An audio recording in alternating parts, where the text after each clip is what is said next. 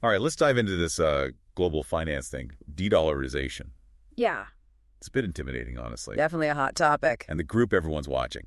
BRICS. Absolutely. They're making waves. Brazil, Russia, India, China, South Africa. Serious players. No doubt about it. Today's source.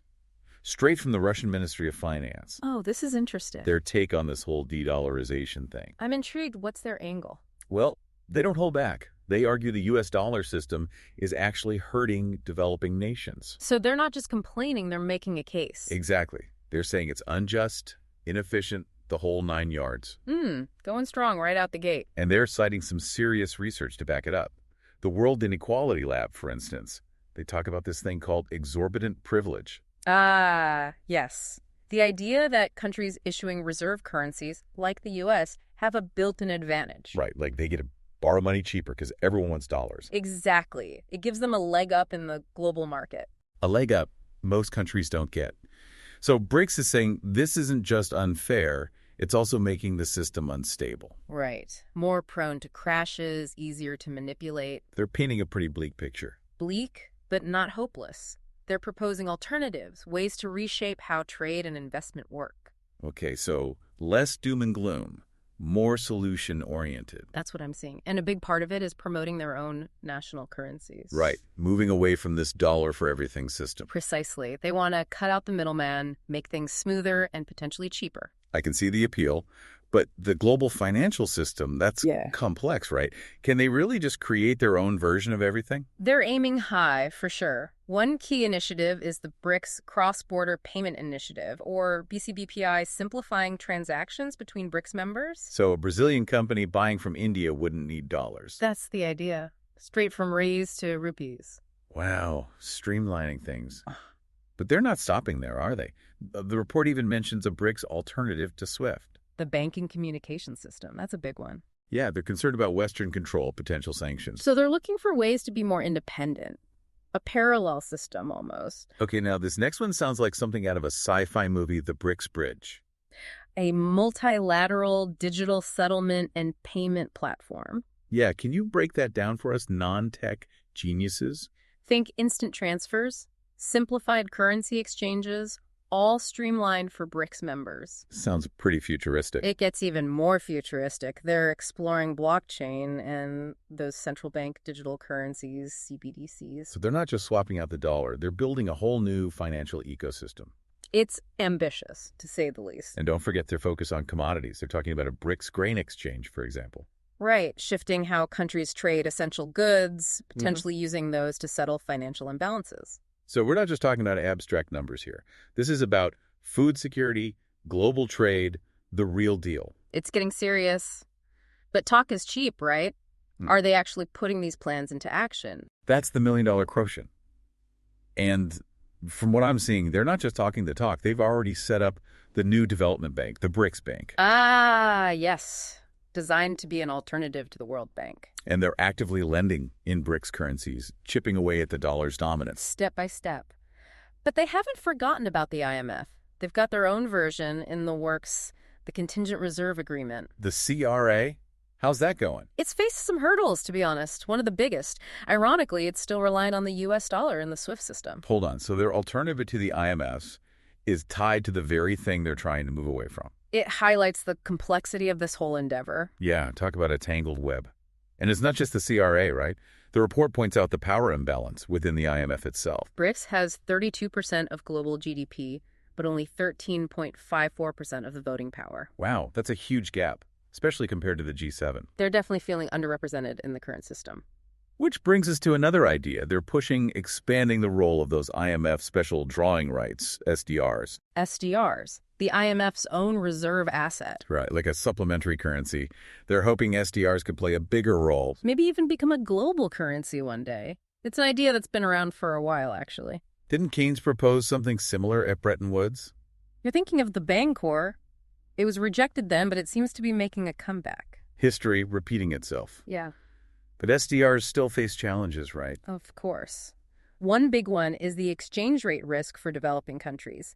They're still linked to a basket of major currencies, including the dollar. So not a clean break from the dollar just yet. But it's interesting to see how these old ideas are resurfacing. And we can't forget China's growing use of SDRs, a potential game changer. Yeah, things are definitely shifting. We've talked a lot about trade, but what about investment and reserves? That's where the real money is. And that's where we'll pick up next time. Get ready for a wild ride, folks. We're going deep into the trillions. Don't miss it. Back again for more de-dollarization talk.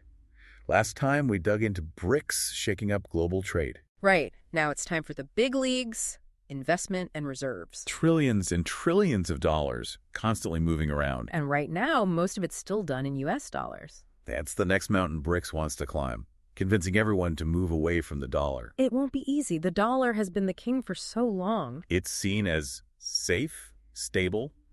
Why change things up?